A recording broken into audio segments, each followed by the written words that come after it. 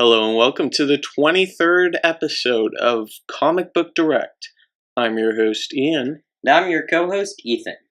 And today, before we get started, we have another update for you guys in the world of Comic Book Direct.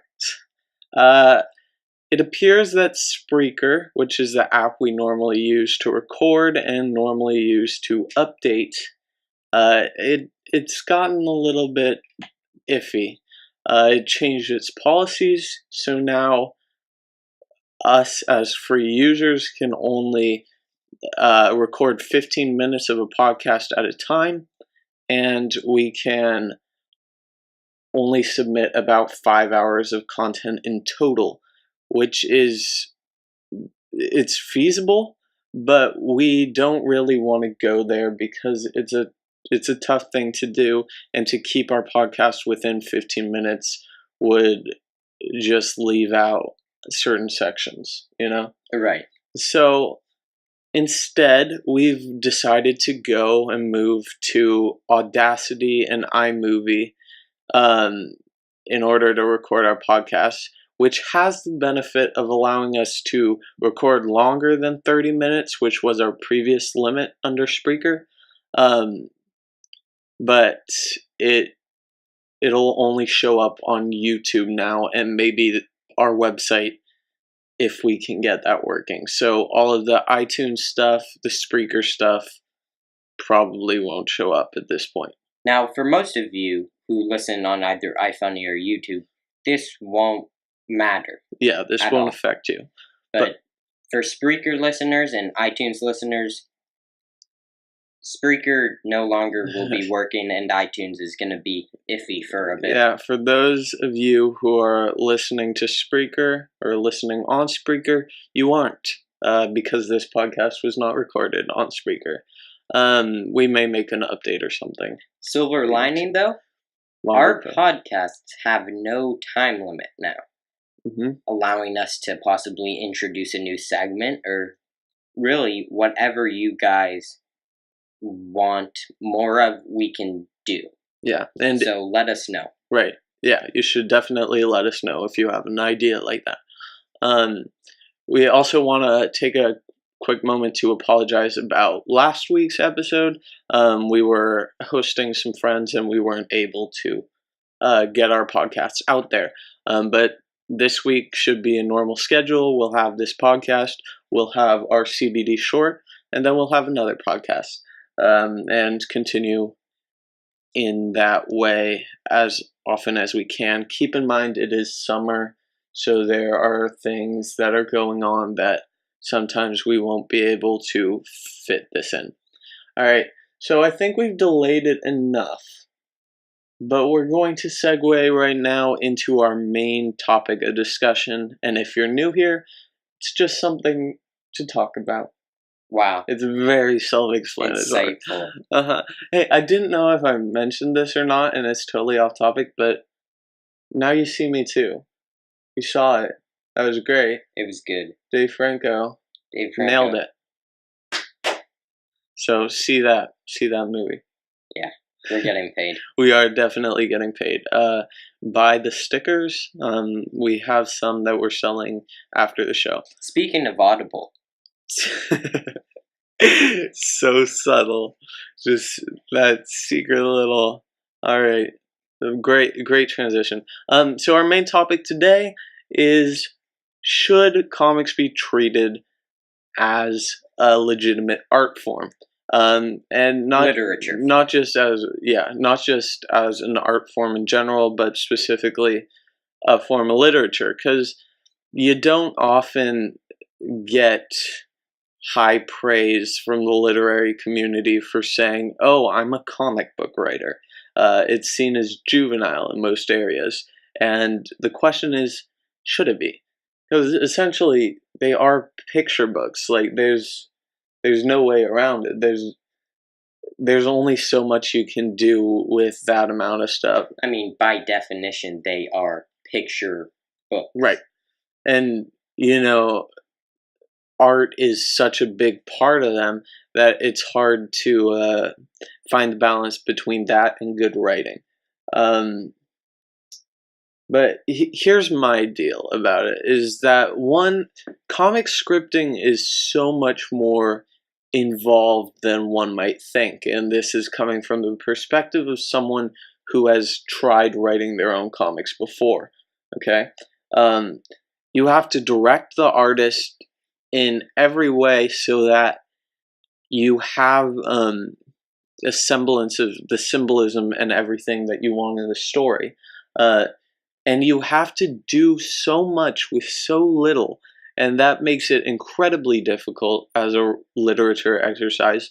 And I'll tell you guys this, I'm big on writing. I really like to write things, and that's why I really started this YouTube channel, so that I could write, like, for the CBD shorts and everything, right? Yeah.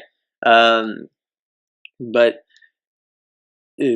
going from that, which, don't get me wrong, is tough, going from that to comics, I found that writing comics is a tougher experience because you have to put so much more thought into it. You can't just put imagery in there, in the what's it called? There's concrete and there's hold on, I got it. Writing terms. Writing terms, yeah. Something that evokes emotion, okay? Connotative language. Yeah. All right, you can put in concrete language for your descriptions, in both, basically. You can put concrete language in the way of pictures, which is even more concrete than concrete language in regular books, right? Are you following? Sort of. Okay, so I'm getting concrete. If you make a scene description in regular books, you can put so much concrete, real descriptions, right? Right, but like in normal books, it's more direct. Like you tell them the person said this sarcastically. The person did this. But then you can also do that in comic books for the most part, at least when it comes to descriptions of a scene, right? Because instead of words, you use pictures. But what you can't do so much is the connotative language that makes books special, right? That's all of the emotion evoking stuff. You can't put that into a comic so much, because otherwise it'll just become a book. It's got so much language in it, right? So you've got the concrete art, but you don't have any connotative meaning. So I'm sort of following you, and and I kind of get what you're saying. And my kind of view on it is comic books are more like writing a movie almost. You have to describe what the character is gonna do in each instance, you know, and the actual meaning of the words and the text is inferred instead of directly stated by the author. You know, you have to see the scene before it and see the scene after it, and decide what the character meant. Whereas with a book, it's like you can read it and it'll say she said that with a smirk. Yeah, you can put that all in at once, and it's so easy. You've got all this stuff lined up for you. You've got all this opportunity to put in all of these things. But in comics, you have to choose your words carefully, precisely, so that they not only fit on a page, but they tell a meaning deeper than just, hey, hello, he said darkly, because you can't do that in comics. And I feel like not enough recognition is given to comic book writers or even to movie writers for that sort of language. Like, I was watching a video the other day. I subscribe to a lot of movie essay channels, right, on YouTube. Yeah, I've got quite a social life, let me tell you. But I see these scripts, and these script writers will put in, you know, just this perfect line of script that is so connotative and concrete, but then it's so hard to translate into comics. Like, like for scene descriptions, not for dialogue. Like they'll put in some beautiful line describing the scene, and then I feel like readers don't even appreciate that because it's not a part of the text in the comics, and they don't see the scripting behind it and how perfectly they described it to make it such a good scene. It's almost like the younger kids who go through comics just looking at the pictures and aren't able to read. They're getting more of the like artists or authors, though they are artists as well, deeper kind of meaning in this story. So I think that people, or that the comic book community as a whole,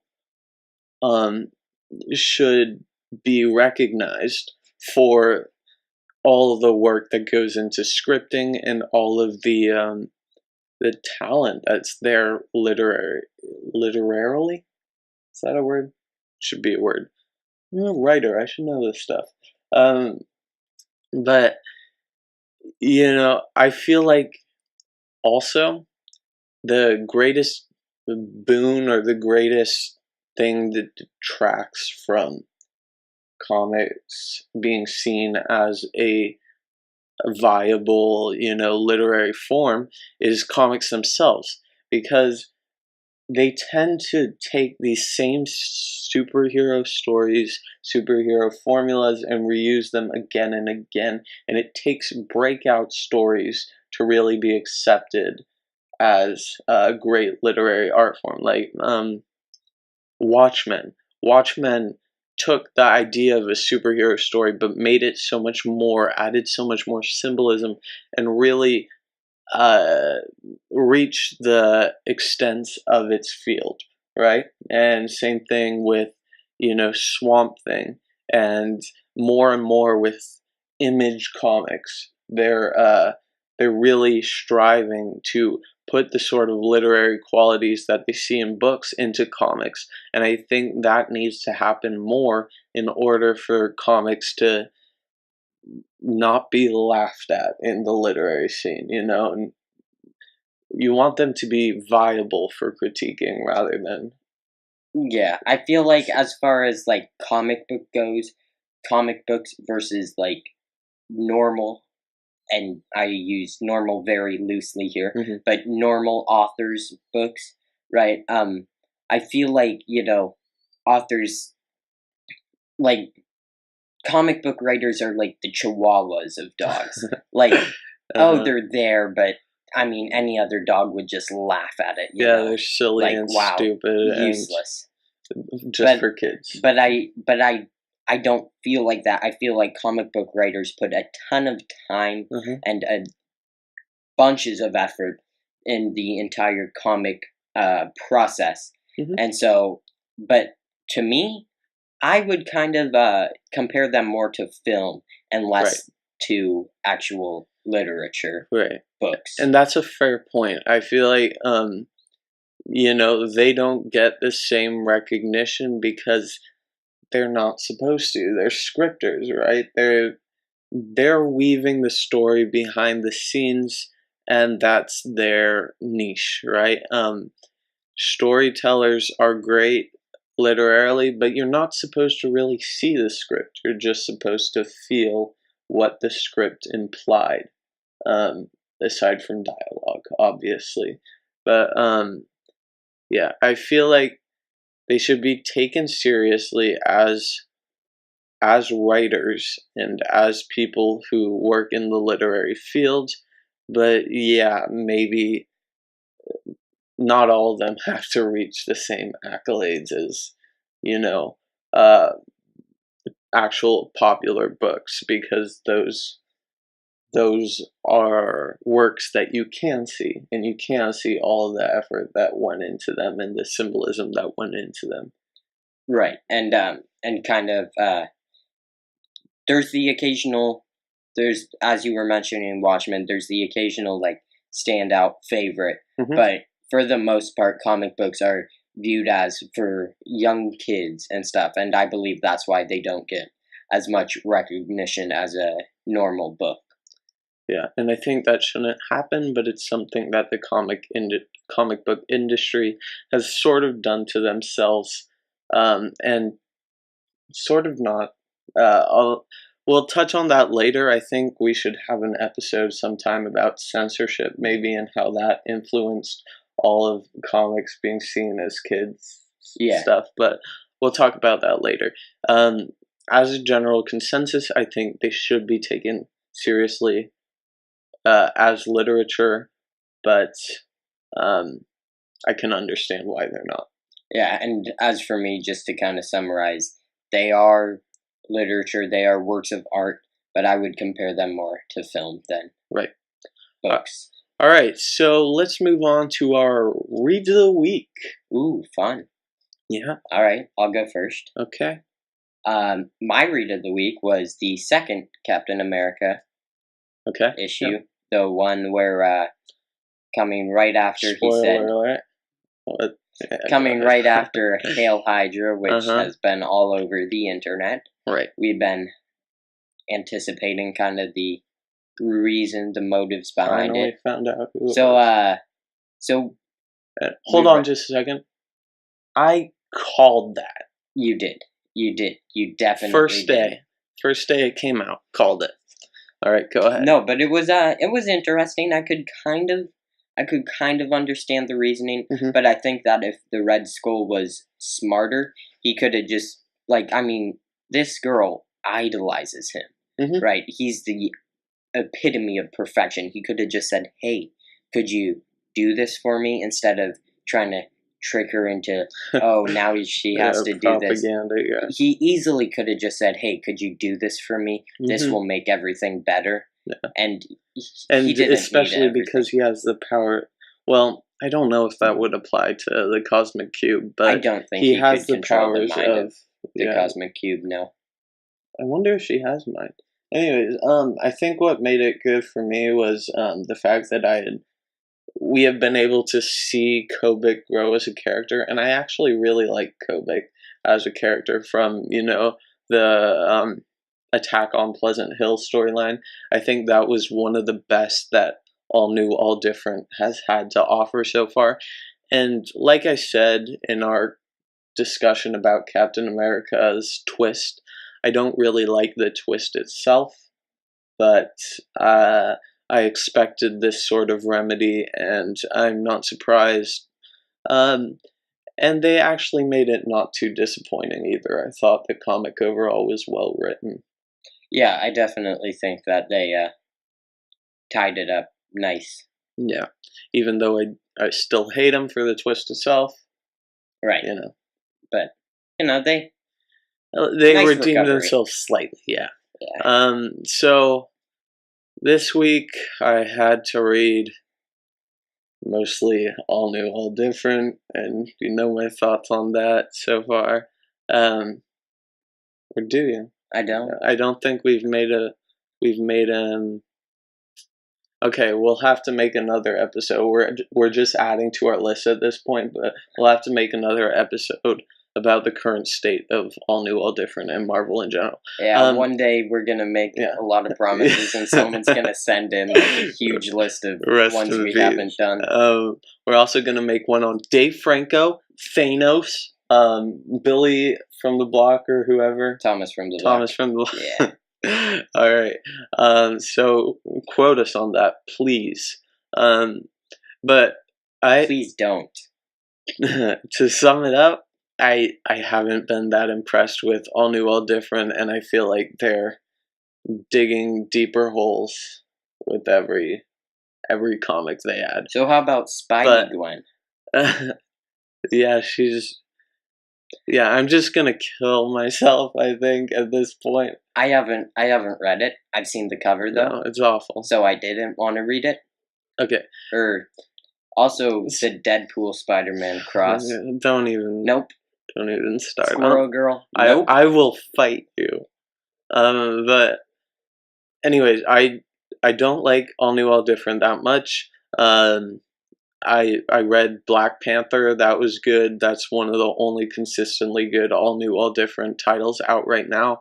But I didn't have the the rebirth titles from DC this week, and that I was suffering from that. So instead, turned to my local library and got myself an annotated version of Sandman. That's a good. Yes, Sandman is probably, if you want to make a debate for the best, or for the fact that comics should be seen as literary, of the literary quality that books are, I think Sandman, Watchmen, and select few others would be the best ways to do it. And actually, Sandman, you reading that was what sparked this episode. Right, correct? exactly. And the annotated version of Sandman was even better, because it does well to stray away from giving you the themes directly to the book, because you don't want to, spoil the fun for everybody. But it does point out a bunch of great historical context, and it has sort of short biographies of, the characters that are referenced, who these characters are, why they are, why they do what they do, and I loved it. Oh, it was fantastic. What else? I was going to say something. But yeah, I like the story of the Sandman. I think that everyone should have this, and that's what I was going to say. It was based off Neil Gaiman's original notes, and apparently him and the annotator were buddies, and Neil Gaiman wanted it annotated before he forgot all of the things that he did and why he did it. So it was great. I loved it. Yeah, I think the annotations are kind of like when I watch a movie, I'll watch it, go through it, and then I'll watch the CinemaSins or something of it, so I kind of see what I missed, and I can kind of put together, hey, this could also mean this. Honestly, sometimes I just watch the CinemaSins instead of the movie, and it goes. I did that for Fantastic Four, or Fan Four Stick. Ooh, there might have been a lot of sins on that one. Like all of them. You saw the whole movie. It was an hour. No, it was 2 hours and however many minutes long. It was crazy. The audio was terrible though, because it was just constant dings. CinemaSins expanded. All right, so that's what I read this week. I recommend it highly. I read a couple others, but I won't mention that. Let's get on to our question of the week. Yay. I figure I'm so monotone the whole time that I kind of need to spice it up so that you will be excited about things, right? Yeah. Does that sound fantastic? Fantastic. So remember, you can send your questions of the week in at comicbookdirect@gmail.com. That's comicbookdirect@gmail.com. And that will not change.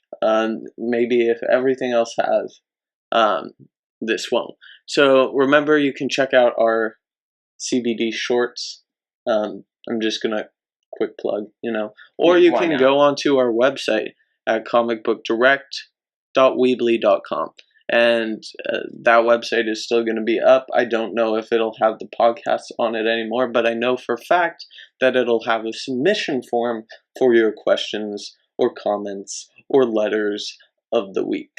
As far as LOH Amino, we don't have any plans for using Comic Book Direct on there yet, but they might be in the works.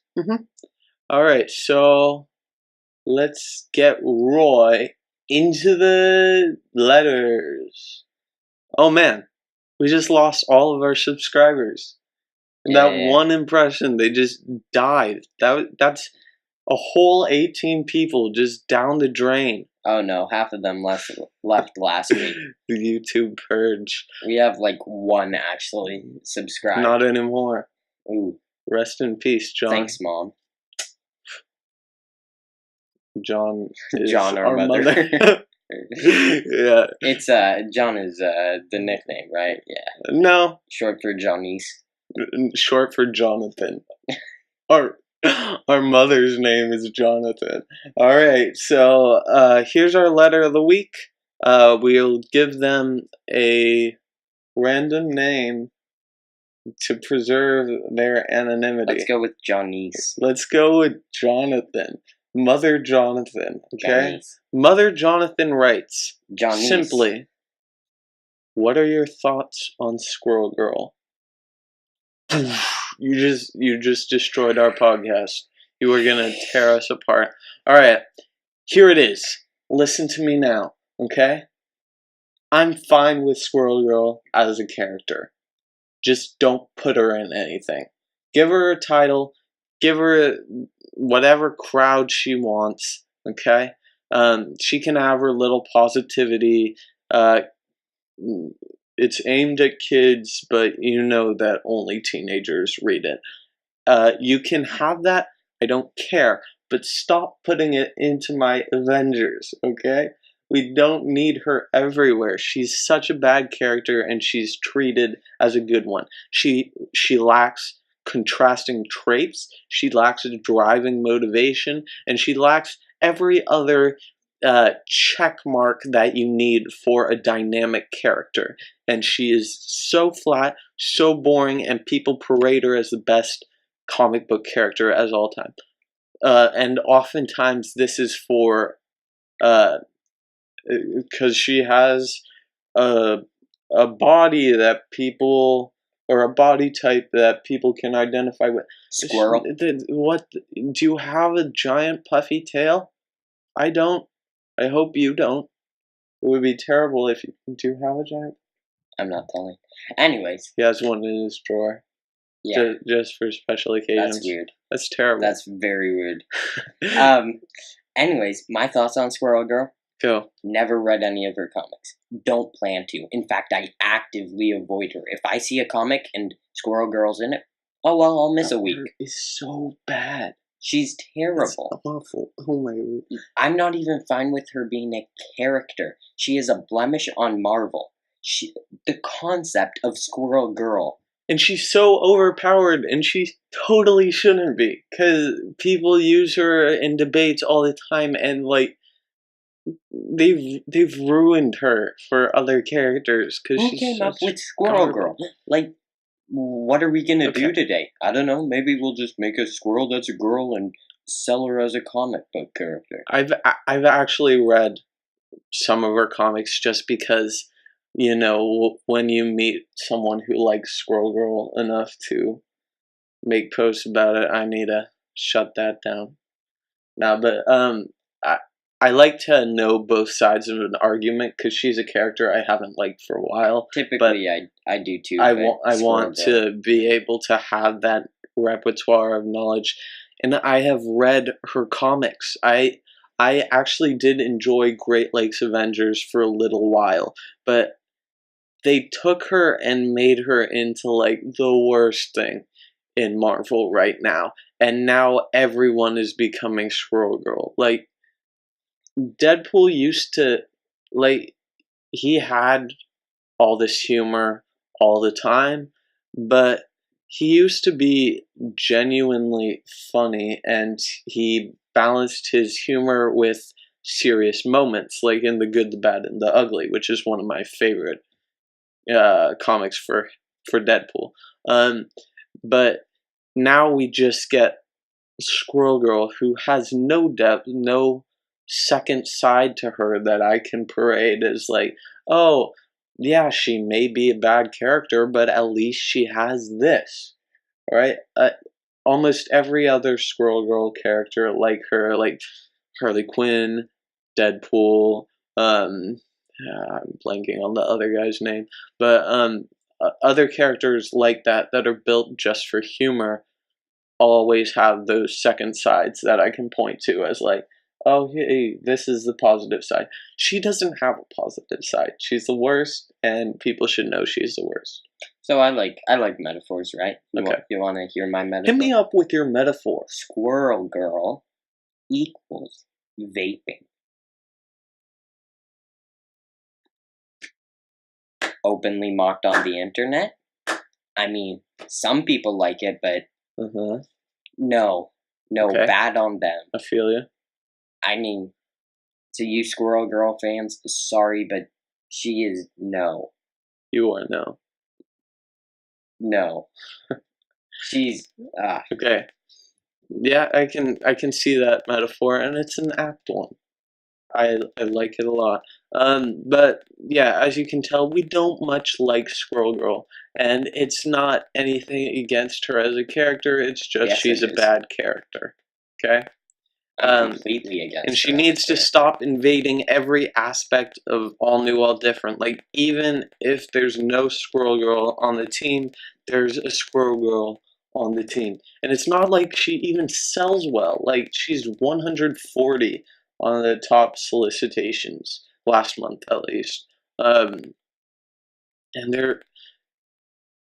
I'm gonna delve into a Marvel rant. I'll say that later. But the good Marvel series like Moon Knight and Punisher and Black Panther have all been at the top of the selling charts, and this stupid Squirrel Girl has been there at 140, but they're still pushing for Squirrel Girl in every aspect, and it ticks me off. Oops. Didn't mean to swear there. Glad we ended on a positive note. And remember, you too can ban Squirrel Girl by signing this petition below. Also hit subscribe and like and everything, and turn around 3 times, scream in your mirror. Do the hokey pokey. Put your right hand in, your right hand out. Hopefully, when you put your hand in, you were slapping Squirrel Girl. And if we all do that, Squirrel Girl hold up. will... Ooh, never mind. Guess what? What? Anna Kendrick said that she wanted to be Squirrel Girl. You know the girl in Pitch Perfect? Yeah. The main actress? She wanted to be Squirrel Girl in a comic book movie, and I pray that never happens. Alright. Okay. We can go back to your promotional positivity or whatever. I think I've just lost all interest in life. Yeah. Alright, so we are going to drink bleach. So we'll see you in our next episode. The only thing that can redeem the Squirrel Girl movie. Dave Franco as Squirrel Girl. Oh, yes. Stay with me. Stay with me. No, I'm with you. After credit scene, Thanos kicks a chair. It would be completely out of character and dream movie. Would get us all yelling, but I could do that. I could handle that. This is what happens when you allow us to go past the 30-minute mark. Are you not disappointed? I'm disappointed. Though I do think that was probably the best idea we've ever had on the show, and quite frankly, it was. Get it? See what I did?